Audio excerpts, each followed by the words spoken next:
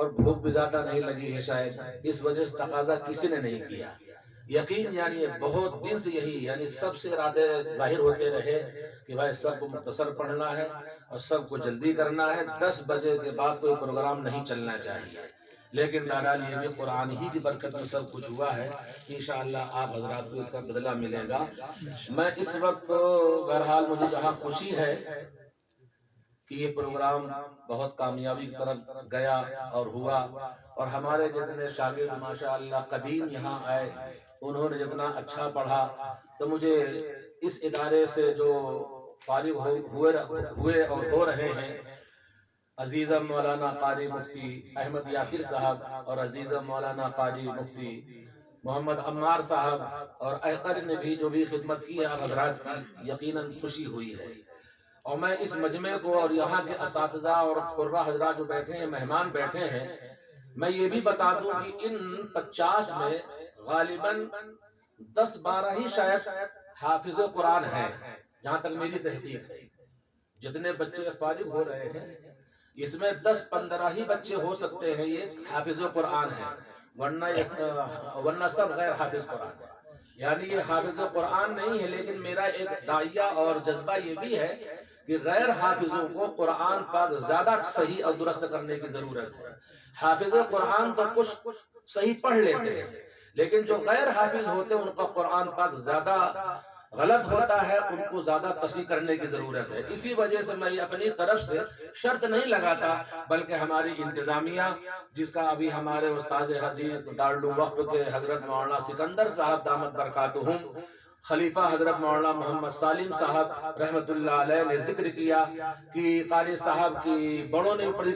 پذیرائی کی ہے، تو یقین جانیے ہماری آج بھی جو انتظامیہ ہے، خطیب الاسلام کے صاحبزادے حضرت مولانا محمد سفیان صاحب دامت برکاتہم اور ان کے صاحبزادے حضرت مولانا ڈاکٹر شکیب صاحب دامت برکاتہم نائب محتمین، یقین جانیے شعبے سے متعلق تجوید قراءت سے متعلق جب بھی کوئی بات ایسی کہہ دی جاتی ہے تو وہ فوراً قبول کر لیتے ہیں کہ فائدہ طلبہ کا ہے اور فن کا ہے اور کیا نام کورس کا ہے، تو اس میں جو آپ چاہیں بہتر سمجھیں وہ کر لیں۔ یقین جانیے غیر حافظ طلبہ کا بھی ہمارے دارالعلوم وقف میں عربی حفظ میں اور روایت حفظ وغیرہ میں داخلہ ہوتا رہتا ہے اور ہو جاتا ہے۔ جب ہم لوگ یہ بات کہہ دیتے ہیں کہ حضرت یہ قاری بننے کی صلاحیت اس کے اندر ہے، قرآن پاک اتنا اچھا ہے کہ یہ ناظرہ قرآن پاک سنا سکتا ہے اور سنا لے گا، انشاءاللہ اس کا داخلہ کر لیا جائے، تو یقین جانیے کبھی منع نہیں کیا جاتا۔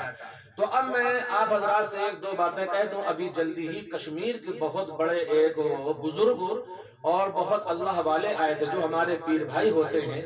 جب میرے درسگاہ میں وہاں پہنچے دارالعلوم وقف دیوبند، تو پہلے میں ان کے یہاں جا چکا تھا، سب سے پہلے میرے پاس انہوں نے فون کیا، ان کے صاحبزادے بھی ساتھ میں تھے۔ خیر میں نے ان کو بعد نماز ظہر درسگاہ میں بلا لیا، اور وہ جو میں نے سنوایا بچوں کا انداز ترتیلاً تدویراً حدراً، اور جو میں نے قواعد بچوں سے معلوم کیے، جیسے ہمارے محترم حضرت مولانا مفتی معصوم صاحب نے ذکر کیا کہ قاری صاحب تھوڑا انداز یہ بھی ہے کہ اجرا کراتے ہیں، تو حقیقت تو یہی ہے کہ فن کا جب تک اجرا نہیں ہوتا ہے تو وہ فن بچوں پر اس طرح کا منتقل نہیں ہو پاتا ہے۔ تو خیر ان کو اتنی خوشی ہوئی، وہاں تو مختصر پروگرام کا سفر کا تھا، لیکن جب درسگاہ میں بیٹھ کے انہوں نے سنا تو ان کو یہ بات نرالی لگی، اور کیا اپنے بیٹوں کو مخاطب کر کے کہتے رہے یہ بات نوٹ کرو، یہ بات نوٹ کرو۔ پھر انہوں نے کہا قاری صاحب میں دوبارہ پھر ملوں گا، پھر آنا چاہوں گا آپ کے پاس۔ خیر بعد نماز عشاء ہمارے شیخ الحدیث حضرت مولانا احمد خضر صاحب اور ناظم تعلیمات کے ہاں دعوت تھی، وہاں سے دوبارہ پھر آئے، تقریباً 1 گھنٹہ یہاں میرے پاس رہے اور بہت ساری چیزوں کو معلومات کی، اور کہا میرے 4 مدرسے ہیں قاری صاحب، میں انشاءاللہ جلد آپ کے پاس کچھ بچوں کو بھیج کر کے اسی طرح سے پڑھوا کر کے اپنے یہاں کام لینا چاہتا ہوں۔ پھر یہ عربی حفظ کے بچے تقریباً 15-20 پڑھتے ہیں، تو وہ بیٹھے پڑھ رہے تھے، آواز آئی اچانک، مولانا قاری مفتی احمد یاسر مشق کرانے لگے کہ قاری صاحب یہ کہاں سے آواز؟ میں نے کہا درس ہو رہا ہے۔ خیر بتایا گیا، تو پھر وہاں وہ گئے، وہاں بیٹھے تو ان طلبہ کو سمجھایا کہ آپ قابل مبارکباد ہیں۔ میں انہی کی باتوں کو دہراتا ہوں تاکہ دوسرے لوگوں کو جس کا جذبہ بنے۔ تو انہوں نے کہا کہ بھائی ایک ہی سفر ہے اور ایک ہی سال ہے اور ایک ہی خرچ ہے، آپ حضرات 10:30 بجے 11 بجے آپ پڑھ رہے ہیں قاری صاحب سے، تو بہت خوش نصیب ہیں۔ اگرچہ بعض تنقید بھی کرتے ہوں گے، آپ حضرات کو دیکھا عشاء بعد بیٹھ کے پڑھ رہے ہیں، تو یہ بعض طلبہ ہمارے تنقید کر کے چلے جاتے ہیں لیکن وہ اس سے نفع نہیں اٹھاتے ہیں۔ انہوں نے کہا کہ بعض طلبہ صرف ایک مطلب وقت لے کر کے آتے ہیں کہ ہمیں عالم بننا ہے، ہمیں مثال کے طور پر حفظ کرنا ہے یا مفتی بننا ہے، انہوں نے اپنا کورس پورا کیا اور چلے گئے۔ اس کے بعد مثال کے طور پر آپ میں سے کچھ تو مستقل پڑھنے والے ہیں اور کچھ دورے کے ساتھ یا افتاء کے ساتھ پڑھنے والے ہیں، کچھ آن لائن سے پڑھنے والے ہیں، تو یقیناً یہ ٹائم کوئی کسی کھیلنے کا ہے، کوئی موبائل چلانے کا ہے، کوئی بیٹھے باتیں ساتھیوں کرنے کا ہے، لیکن آپ اپنے وہ ان تمام چیزوں چھوڑ کر کے آپ باقاعدہ پڑھ رہے ہیں۔ تو معلوم یہ ہوا کہ آپ بڑے خوش نصیب ہیں، جہاں آپ عالم دین بن کے جا رہے ہیں، قاری قرآن بن کے جا رہے ہیں، تو کیا نام مفسر اور محدث اور افتاء پڑھ کے جا رہے ہیں، تو ماشاءاللہ افتاء کے ساتھ عالمیت کے ساتھ آپ قاری قرآن بھی بن کے جا رہے ہیں۔ اللہ تبارک تعالیٰ آپ کے علموں میں برکت عطا فرمائے۔ ہمارے شیخ اول اور مربی حضرت مولانا قاری سید صدیق احمد صاحب باندھوی رحمۃ اللہ علیہ کو ہم نے 10 سال دیکھا ہے۔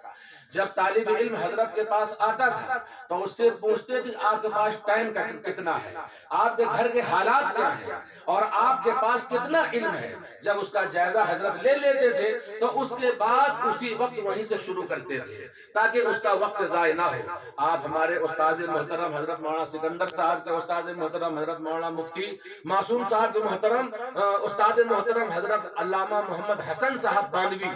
رحمت اللہ علیہ دارالعلوم وقف دارالعلوم کے اندر تقریباً 60-65 سال خدمت کی ہے۔ ان جیسے تمام لوگوں کو حضرت 4 سال میں مشکات تک پڑھا دیتے تھے اور اس کے بعد دارالعلوم دیوبند، اور اسی طرح سے جب دارالعلوم وقف دیوبند قائم ہوا اور اسی کے بعد مظاہرالعلوم دونوں مظاہرالعلوم میں شاہی مراد آباد اور گنگوہ کے اندر بھیج دیتے تھے 4 سال میں کیا نام مشکات تک پڑھا کر کے۔ یہ حضرت کا ایک کرامت کہیے، حضرت کی دعائیں کہیے۔ حضرت مولانا قاری سید صدیق احمد صاحب کا اس سلسلے میں یہ کیا نام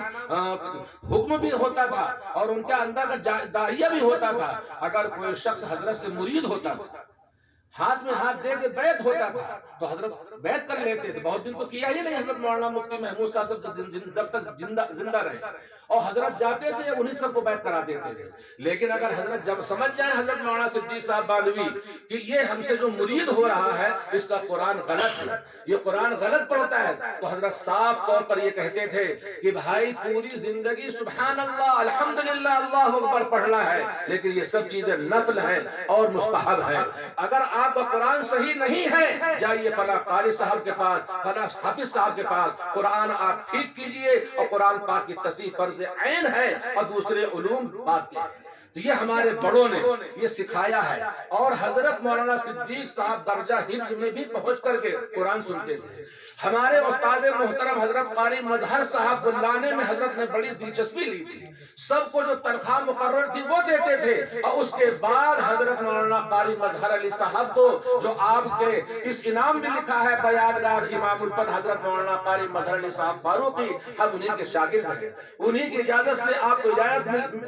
ملنی ہے۔ تو معلوم یہ ہوا کہ حضرت ان کو الگ سے پیسے دیتے تھے اور ان کی کفالت کرتے تھے۔ تو معلوم یہ ہوا اگر دینی مدارس کے اندر ہمارے وہ محتمل، وہ ذمہ دار جو مطلب مدرسہ چلاتے ہیں، اگر کوئی کام کا آدمی مل جائے، فن کا آدمی مل جائے اور ایسے دوسرے لوگ نہ ہو تو ان کی اعانت اور ان کا الگ سے تعاون کر دیا جائے تو کوئی ناجائز حرام نہیں ہوگا، کیونکہ وہ اس سے زیادہ اہل ہے اور وہ خدمت زیادہ کر رہے ہیں۔